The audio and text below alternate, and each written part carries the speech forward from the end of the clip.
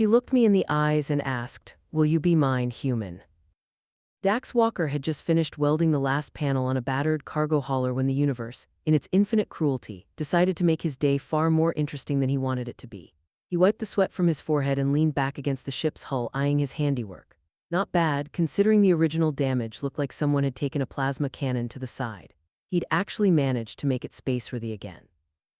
"All right, she's good to go," he called out to the ship's owner, a nervous-looking Zenti merchant with more arms than patience. "Excellent, excellent," the Zenti chittered, rubbing two of his hands together while the other two tapped away on a data pad. "Payment has been transferred to your account. And might I say, Walker, you are one of the least incompetent mechanics I have encountered." "This is high praise," Dax sighed, accepting the dubious compliment. Yeah, pleasure doing business. Now if you'll excuse me, I need a drink." Port Osiris wasn't exactly the worst place in the galaxy, but it was close, a dingy floating hunk of steel orbiting a dying star. The station was a haven for freelancers, smugglers, and people who really didn't want to be found. Dax fit into at least one of those categories. He headed toward the nearest bar, a charming little dive called the Rusted Wrench, and was halfway through ordering a drink when the atmosphere in the room shifted. Conversations trailed off. The air felt heavier. Dax turned, and that was when he saw her. She stood in the entrance, backlit by the harsh station lighting, tall, broad-shouldered, covered in dark obsidian-like armor etched with intricate glowing symbols. An Ascari warrior, high-ranking if the insignia on her chest plate was anything to go by. Dax instinctively tensed. The Ascari weren't known for casual visits. They were known for war, for conquest, for settling disputes with a blade rather than words, and for some insane reason this one was striding directly toward him. "Dax Walker," she said, voice smooth but commanding. Dax blinked, pointing at himself. Me." Her eyes were a piercing shade of emerald, glowing faintly. Dax swallowed. He'd seen that look before, predatory, like a hunter assessing its prey. "Right," he said, shifting in his seat. "Listen, if this is about a repair job, I can fit you in next week. I charge extra for hull damage though, so if you got into a scrap." "I am not here for repairs," she interrupted. "Great," he said, "because my schedule is packed, really just overflowing with." "You will be my mate," she declared. Dax choked on his drink. The entire bar went silent. Even the ambient hum of the station seemed to pause in shock. He coughed violently, thumping his chest. "What?" "You heard me." "Yeah, I heard you, I just what?" Zashara Vex did not look like someone prone to jokes. She carried herself with the unshakable confidence of a woman who had never once doubted herself in her entire life, which was deeply concerning because she also looked very, very serious. Dax cleared his throat, attempting a weak chuckle. "Okay, appreciate the enthusiasm, but pretty sure that's not how this works." "In Ascari culture it is," she said simply. "Well, in my culture, we usually start with dinner before lifelong commitments." "I have no need for human courtship rituals," she said, crossing her arms. "I have chosen you." Dax felt every eye in the bar on him. Somewhere to his right, he heard a snicker. "All right, great, love that for you," he said. "But here's the thing, I'm not Ascari, so I don't think the whole claiming thing applies here." Her gaze sharpened. "Do you reject me?" "Yes," he said, perhaps a little too quickly. Then, realizing that might be an insult to a 7FT tall murder machine, he added, "Not that you're not, very impressive, like really just, this whole mate thing feels a little rushed, you know." Zashara tilted her head. "You may reject me by presenting 3 impossible trials." Dax blinked. "Come again." She nodded. "If I fail, I shall release you." The bar collectively leaned in. Dax ran a hand down his face. Why is there always a catch? He racked his brain. The trick clearly was to make the challenges so absurd that even a warrior like her couldn't complete them. "All right, fine," he smirked. "Okay, you want impossible, here you go. 1. Steal a warlord's flagship. 2. Tame a void beast. 3. Survive a duel against your own people. The room held its breath. Zashara regarded him for a long moment and then she smiled. Dax felt a chill run down his spine. Done, she said. He frowned. What do you mean, done? I accept your challenge. I shall return when the trials are complete. She turned on her heel and strode out of the bar. Dax sat in stunned silence. Someone at the back let out a low whistle. Jago, a familiar scaly face among the crowd, slid into the seat beside him, grinning. You really should have just taken her to dinner, Walker. Dax groaned and dropped his head onto the table. I am so screwed. Dax Walker had spent the past week oscillating between denial, mild panic, and an increasing urge to fake his own death. Sure, Zashara was probably dead. His challenges were impossible, that was the whole point. You didn't just waltz into a warlord's stronghold and steal his flagship like it was an unattended speederbike. You didn't just tame a void beast. And you sure as hell didn't fight in a scary warrior and live to tell about it. So logically, she had to be dead.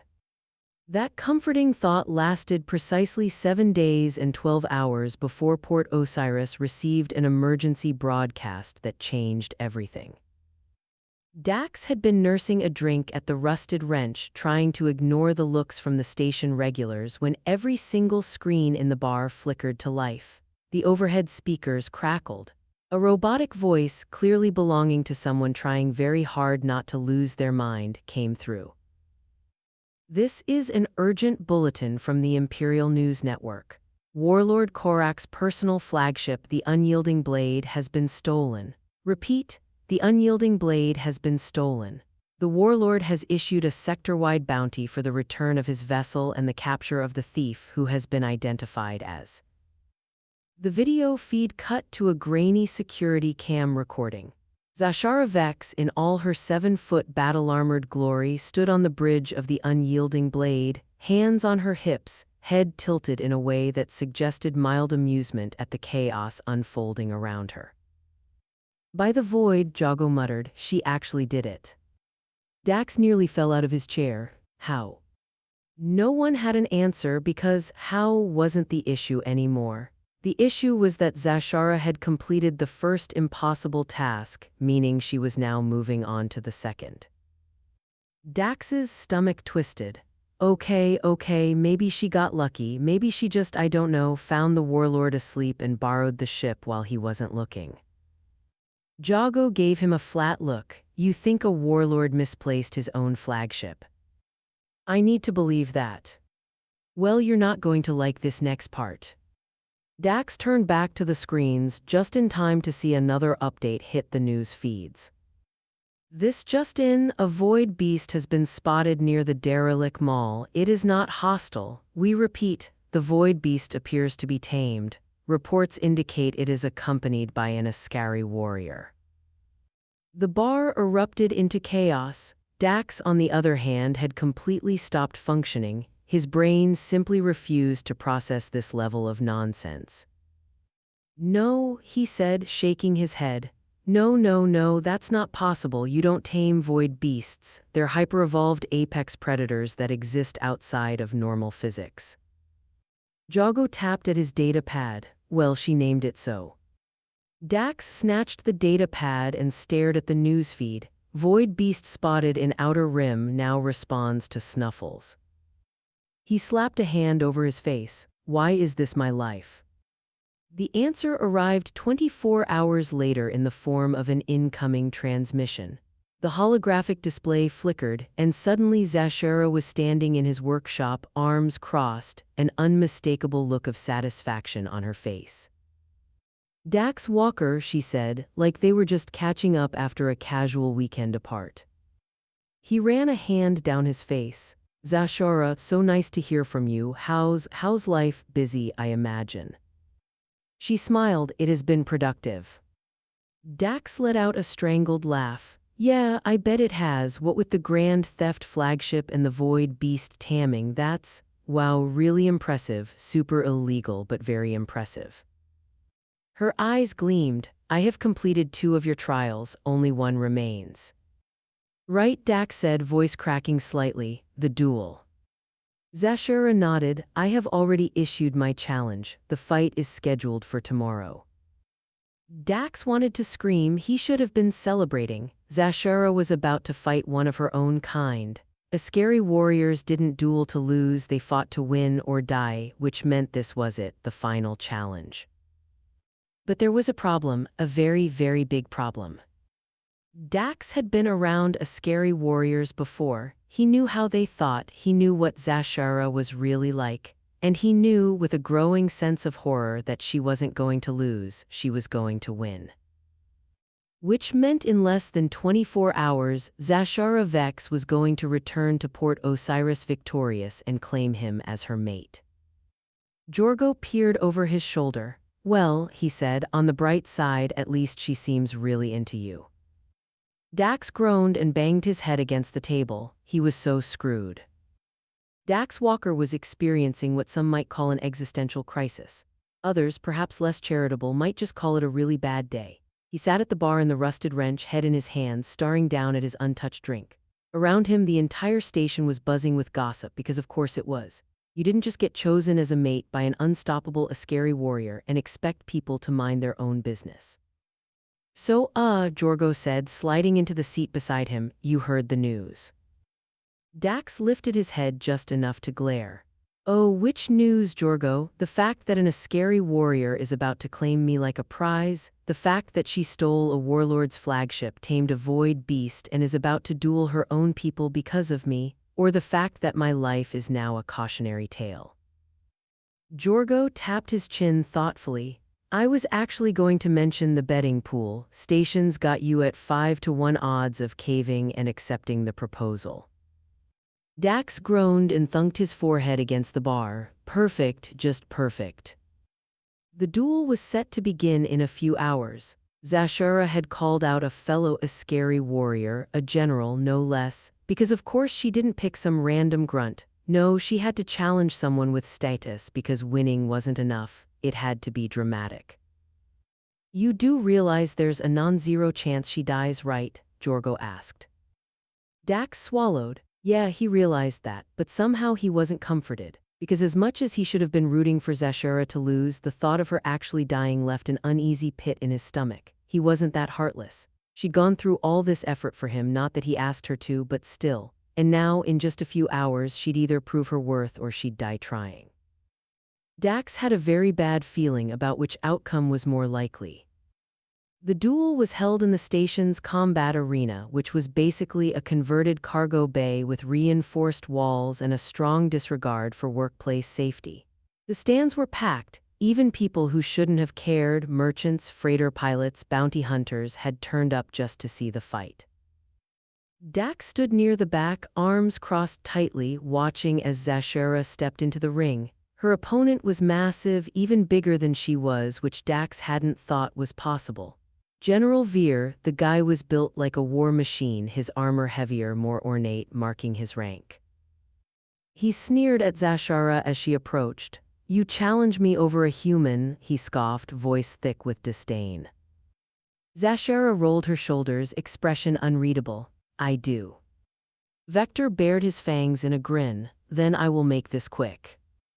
Dax swallowed hard. He hated how much he wanted to shout something. Run, change your mind, for the love of all that is holy, let's just talk about this. But Zashura had already drawn her weapon, a sleek, wickedly curved blade. Veer did the same, and then the fight began. And it was vicious. Dax had seen plenty of fights before, but this was something else. Zashura didn't hesitate. She launched forward, a blur of motion, her blade clashing against Vector's in a shower of sparks. The sound of metal on metal echoed through the arena. Vector swung hard, trying to overpower her with sheer strength. Zashura danced around him, dodging with precision that didn't seem possible for someone in full armor. The crowd loved it, cheers, shouts, even bets being placed mid-fight. Dax, meanwhile, was gripping the railing so tightly his fingers ached. Vector went for a brutal downward strike. Zashura sidestepped at the last second, slamming an elbow into his side and kicking his knee out from under him.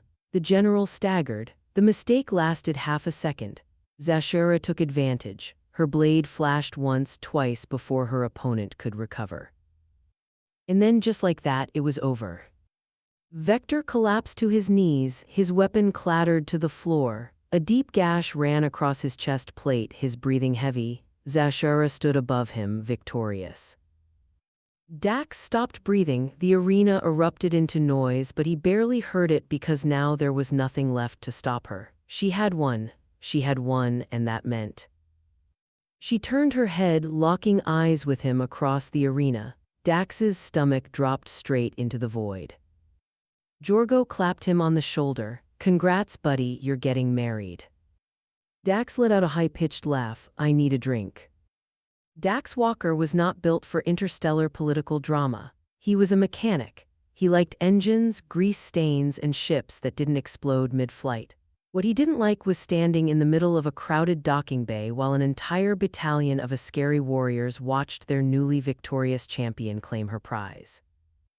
That prize, of course, being him. Zashara stood in front of him, exuding the smug confidence of someone who had just conquered a warlord's flagship, tamed a void beast, and defeated one of her own generals in combat, all in the name of romance. Dax, meanwhile, was actively considering how much paperwork it would take to fake his own death and start over on the Outer Rim.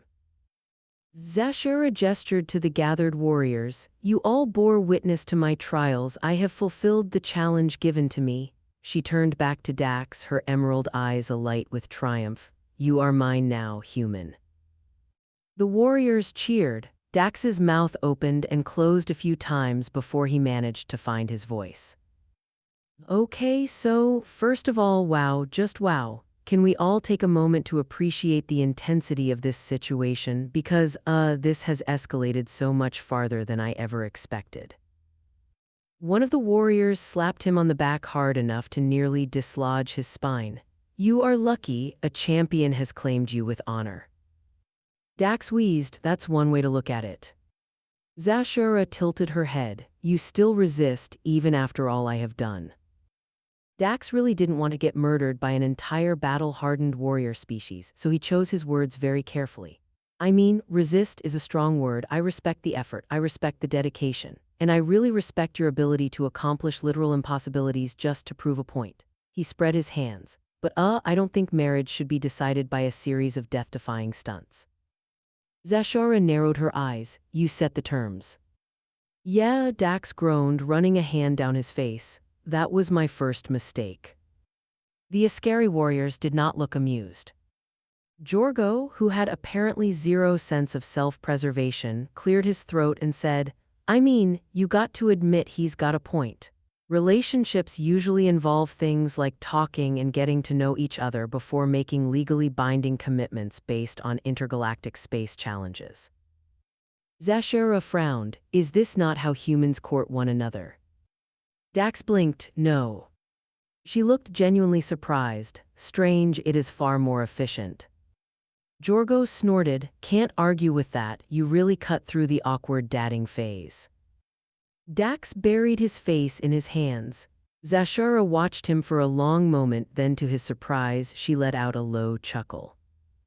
"I see now that I may have misunderstood your customs." Dax peeked up at her. "You think?"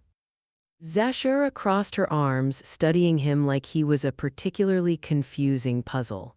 "Then tell me, Dax Walker, what would you propose instead?" That was a good question. Dax had spent the past week desperately trying to avoid this outcome, but now that he was here, standing in front of her, he realized something he really didn't want to admit. He didn't hate the idea of getting to know her. Sure, she was terrifying. Sure, she was way out of his league. But she was also funny, determined, and had somehow managed to tame a void beast, which was undeniably cool. And the fact that she had done all this because she genuinely liked him, that was kind of flattering in a deeply unhinged way.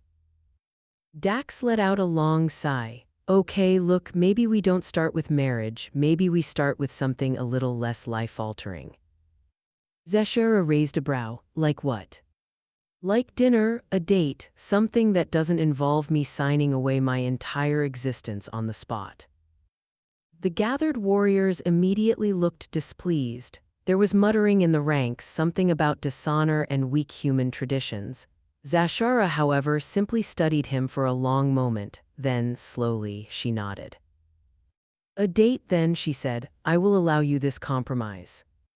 Dax let out the biggest sigh of relief. "Great, fantastic, see, this is progress." Jorgo leaned over. "You do realize you just agreed to date a woman who stole a warlord's ship, befriended an apex predator, and defeated a battle-hardened general in hand-to-hand combat, right?" Dax exhaled. "Yeah. You sure you want to get involved with that?" Dax glanced up at Zashara, who was now casually fending off congratulatory backslaps from her warriors with one hand while scrolling through something on her data pad with the other. The void beast she had tamed, Snuffles, was loitering nearby, watching Dax with glowing violet eyes that suggested, "If you hurt her, I will eat you and not even feel bad about it." Dax rubbed his temples. "I think I lost control of my life somewhere along the way." Jorgo clapped him on the back. "Oh buddy, you definitely did." Later that evening, as he sat across from Zashara at a small corner booth in one of the station's less questionable diners, Dax realized something shocking. He was actually enjoying himself. Zashara, for all her intensity, was interesting. She had stories, insane stories about her time in the Askari military. She had opinions on ship engineering, some of them surprisingly good, a love of spicy food, and an unexpected fondness for terrible human comedy vids. Somehow, against all odds, she was fun. And as the night went on, Dax found himself thinking that maybe, just maybe, this wasn't the worst thing that had ever happened to him. Sure, he was technically still on the run from a warlord, and sure, he had a very real fear that Snuffles was just waiting for an excuse to eat him, but Zashara was smiling at him. And maybe, just maybe, he was smiling back.